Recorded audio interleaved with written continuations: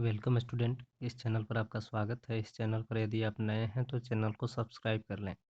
अभी हम क्लास 10 के विज्ञान यानी एनसीईआरटी पुस्तक जो है उसका हम लोग लाइन बाय लाइन स्टडी करने वाले हैं। इसके पश्चात हम नोट्स भी देखेंगे और प्रश्नोत्तर भी। आप मेरे साथ साथ लाइन बाय लाइन स्टडी करें और अपने पास पुस्तक यदि मौजूद हो तो पुस्तक खोल लें, अन्यथा आप कॉपी और पेन लेकर बैठेंगे ताकि अगर कुछ आवश्यकता पड़े तो आप नोट भी कर सकते हैं। बेहतर होगा कि आप पुस्तक अपने पास अवश्य रखें। तो चलिए प्रारंभ करते हैं। जो चैप्टर का नाम है रासायनिक अभिक्रिया एवं समीकरण।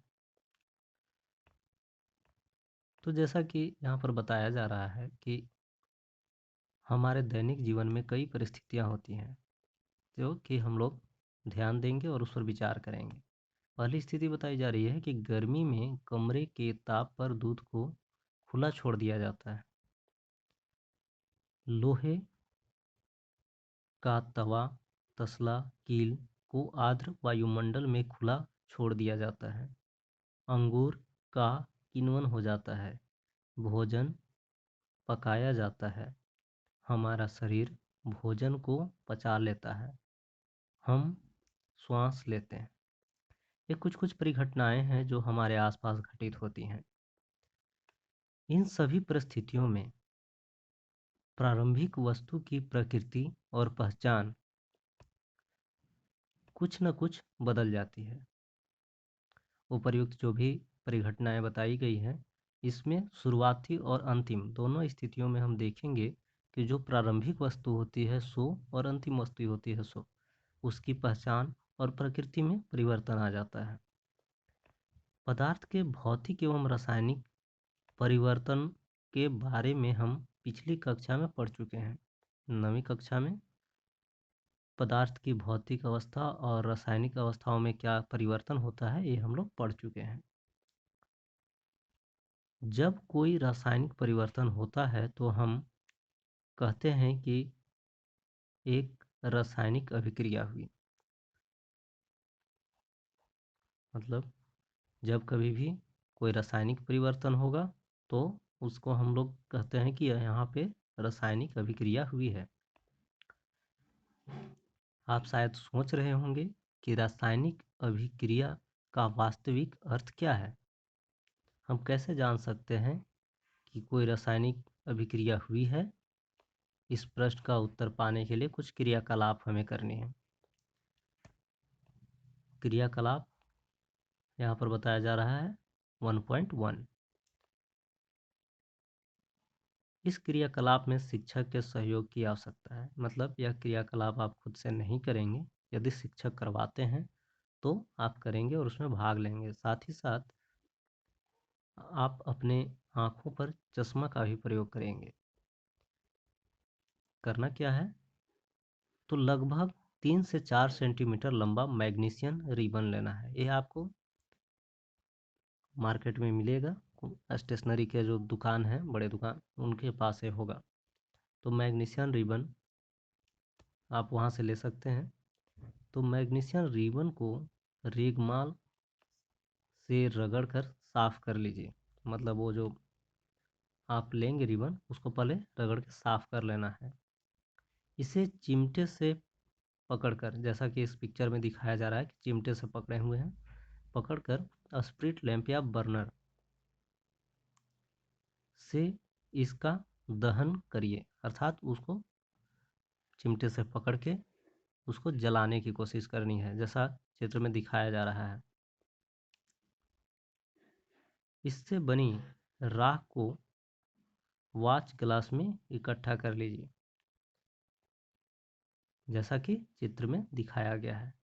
मैग्नीशियम रिबन का दहन करते समय इसे अपनी आँखों से यथासंभव दूर रखें। मतलब आप इसे दूर से देखें, नज़दीक से नहीं। और क्या परिवर्तन हुआ उसका आपको परीक्षण करना है। यहाँ पर चित्र में देखिए बताया जा रहा है कि हाथ में चिमटा लिया है, उससे मैग्नीशियम रिबन को पकड़े हुए हैं। इधर से एक बर्नर है। बर्नर यानी यहाँ पर लौ जल रही है और उसमें मैग्नीशियम रिबन को हम लोग जलाने की कोशिश कर रहे हैं। इसका जो राख होगा जलने के बाद वो नीचे एक कांच का प्लेट टाइप से रखा हुआ है जिस पे ये गिरेगा। ठीक है, तो मैग्नीशियम ऑक्सीजन की उपस्थिति में जलाया जा रहा है। जब कभी भी दहन होता है यानी किसी चीज़ को हम जलाते हैं तो वहाँ ऑक्सीजन की आवश्यकता होती है, यानी इस दौरान मैग्नीशियम जो है सो वायु में मौजूद ऑक्सीजन से अभिक्रिया करेगा जब हम लोग दहन करवाते हैं तो, और जो राख बचेगा इसके जलाने के बाद वह मैग्नीशियम ऑक्साइड हमें प्राप्त होगा। अब देखते हैं आगे।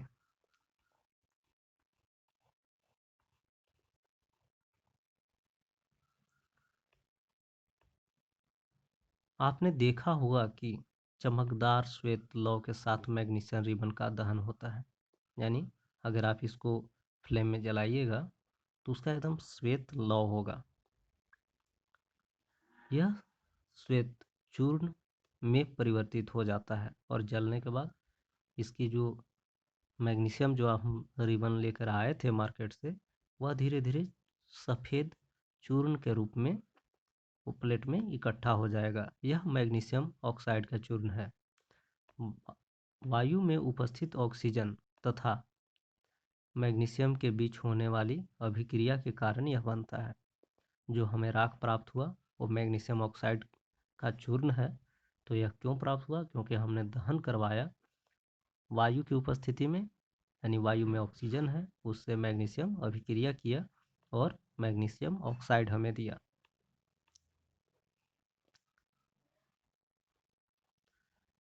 कुछ और भी यहाँ पर क्रियाकलाप हैं।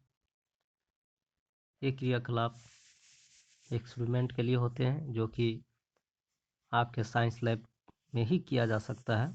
इसे भी बाहर भी कर सकते हैं, परंतु प्रयास करें कि कभी भी इस तरह के कोई भी आप अभिक्रिया को बाहर में कराने की कोशिश न करें। जब कोई भी एक्सपेरिमेंट हो, क्रियाकलाप हो, तो वह लैब में किया जाए, वहाँ सुरक्षा होती है।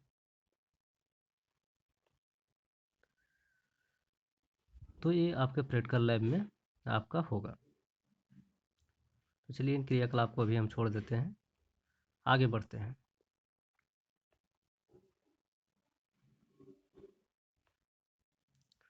कोई भी जब कभी भी रासायनिक अभिक्रिया होती है तो उसमें रासायनिक अभिक्रिया में कुछ कुछ परिवर्तन होता है। क्या होता है? तो सबसे पहले तो अवस्था में परिवर्तन होगा। अगर कोई भी रासायनिक अभिक्रिया हम करवाते हैं तो अवस्था जैसे ठोस, द्रव, गैस, इनमें परिवर्तन आता है। उसके अलावा रंग में परिवर्तन आता है। कोई वस्तु अभिक्रिया करने से पूर्व जिस रंग में थी, अभिक्रिया करने के पश्चात उसके रंग में कुछ परिवर्तन होते हैं। साथ ही गैस का निकास होता है। जब कभी भी अभिक्रिया होती है तो कुछ न कुछ गैस का भी निर्माण होता है। साथ ही साथ अभिक्रिया के दौरान तापमान में भी परिवर्तन आता है।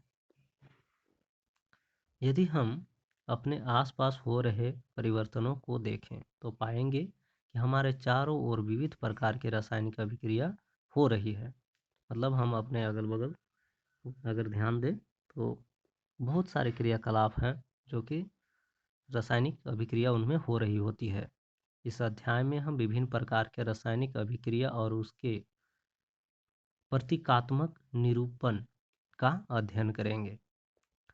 तो अब देखते हैं रासायनिक समीकरण। रासायनिक समीकरण क्या है?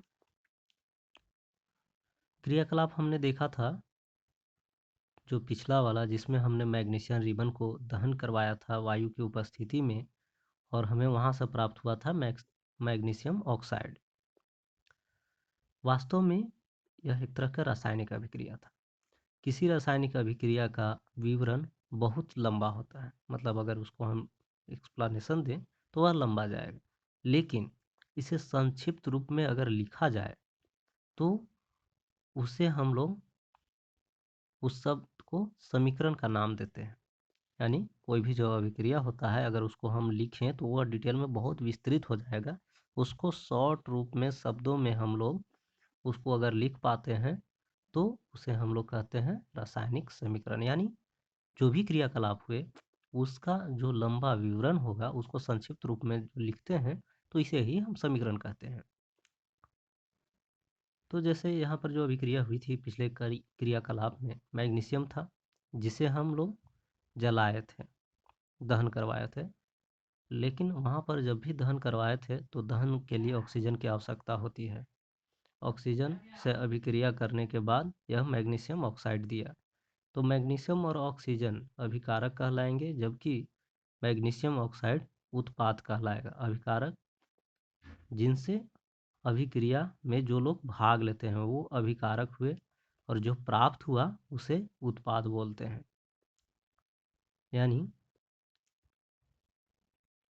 मैग्नीशियम तथा ऑक्सीजन ऐसे पदार्थ हैं जिनका रासायनिक परिवर्तन होता है, इसलिए इन्हें अभिकारक कहते हैं। इस अभिक्रिया में एक नया पदार्थ मैग्नीशियम ऑक्साइड का निर्माण हुआ, इसे उत्पाद कहते हैं। आशा करते हैं आप इतना समझ पाए होंगे। यहाँ के बाद हम अगले वीडियो में बाकी का अध्ययन करेंगे। धन्यवाद।